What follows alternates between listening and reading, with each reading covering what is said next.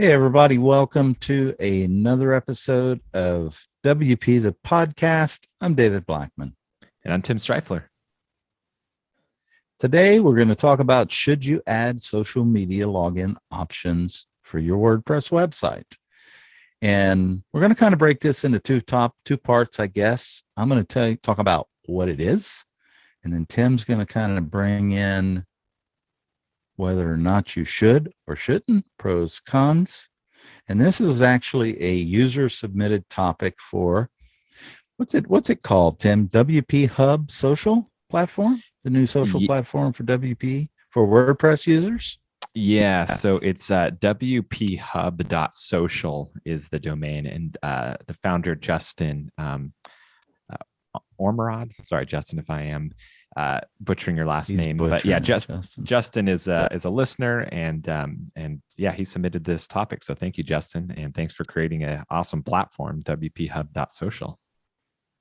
Yeah, it's awesome. I've been on there a little bit, and I just got on recently and stuff, and it's pretty cool actually. So if you're a WordPress user and you want to connect with other WordPress users, jump on over to wphub.social. It's 100% free. Doesn't cost you anything. It's similar to like a Facebook or something like that. And you can set up a profile, a description, and just start sharing content and stuff. So go check it out. So what do we mean when we say, should you add social media login options for your WordPress website? Well, you may be familiar with when you're signing up for like new apps or new programs and whatnot, and they will give you the option of creating a new account, and they will allow you to just use your already existing social media accounts to create that account. And what does that mean? Well, they get all of your data from your, and a lot of them you'll have to agree to allow them to control it, to use, delete, whatever. So that's what we mean when we say, use social media logins for your WordPress website. And I'm not going to say whether or not it's good or it's bad, but that's just the functionality of what it does. I'm going to let Tim talk about whether or not you should or shouldn't do it. Yeah.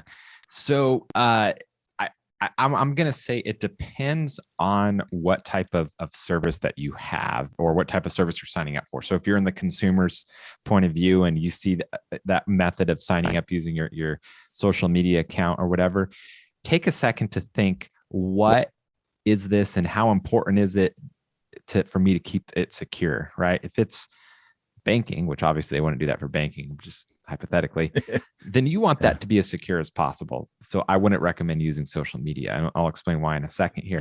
However, if it's something like, Netflix, right? Worst case scenario, you have to reset your password later, and disconnect it from your social account. Then great. If it's something where, you purchase something once and that's it, if it gets hacked, it's no big deal. Oh, someone can go and see what you purchase, right? Then that's fine. But if it's something that you need to keep secure, don't use social media. And the reason why is if your social media account gets hacked, then they potentially have the ability to log into all of those accounts that you signed up with, right? And so it becomes basically a gateway to everything that you've used. And so you don't ever want to have something where if your social media account gets hacked, then they can do whatever you signed up for. So you want to basically eliminate that possibility. But again, if it's something that's low security, you don't really care, then great. It's not a big deal. And so on that regard, for example, my e-commerce website, and similar with David as well, I don't collect a lot of data. When someone checks out on my website, they put a name and they put their email, and then they pay with either PayPal or credit card through Stripe, right? I don't store any credit card details. Now, I don't offer the ability for someone to sign up with their account and then log in with their social media account or anything like that. But if I did, it's not really a huge security risk, because the worst thing is if that got hacked, if their Facebook profile gets hacked and they're able to sign into my website, all they're going to do is download my products, right? The user's not at risk because nothing is stored. They can't access their credit card information. I don't even have their physical address, so there's not a lot that is at risk and vulnerable. So I'm just kind of talking through the scenarios of as a consumer, what you should think about when you're using a social media account, and then also as a website creator, how secure do your user's account needs to be? What is at risk if something gets hacked? And I guess you might say, well, why would you want to take the risk at all, even if you don't have a lot of things? And I think it would come down to conversion, right? If someone can see that they can just click one button to sign up with their existing Facebook profile rather than having to type in their name and email and stuff, that's going to, in a lot of ways, increase conversions. So anyways, that's my take on it. David, I don't know if you agree, disagree, if you're kind of in the same boat, but.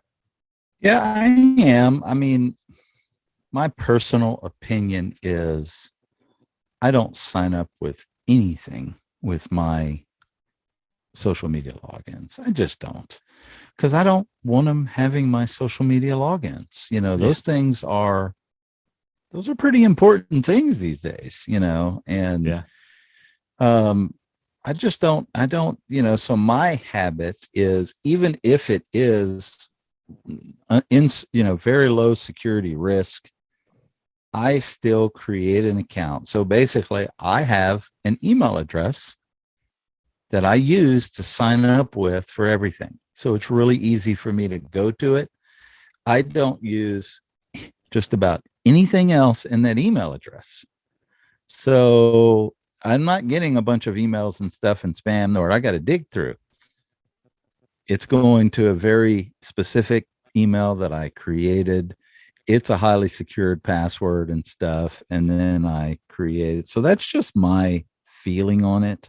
And mainly, I don't know if they store social media logins or not. They have to somehow store them so that they can log into their stuff. So I just am leery on that side of things. It's just like, I don't want them having my Instagram, Facebook, or whatever login. I just don't, so that's my personal opinion on it. Yeah, no, I agree. I generally don't either. There has been a few occasions where I don't remember why. I did it in the beginning because I was lazy, and I thought, this is easy, just like you said, easy peasy, and I clicked it, and it was and then as soon as I hit the click and submit, the very first time I thought, holy cow, what did I just do? I just gave this website my password to my most valuable social media platform, my user account that I've had forever. Yeah. To be fair, I don't think your password actually gets shared. I think it goes through like encrypted API type of thing. Yeah. But right. Still, I agree. In general, just it's not worth it. Yeah. Take the extra 10 seconds to, put in your name and email. Yeah, and I have gone back and cleaned up, and you can revoke access and you can change things, and I highly recommend you do that anyways from time to time to update for secure reasons and stuff. So yeah, so good. Tomorrow we've got another great topic: the best way to handle plugin and theme licenses for client websites. Until tomorrow, we'll see you then. Take care. Bye-bye.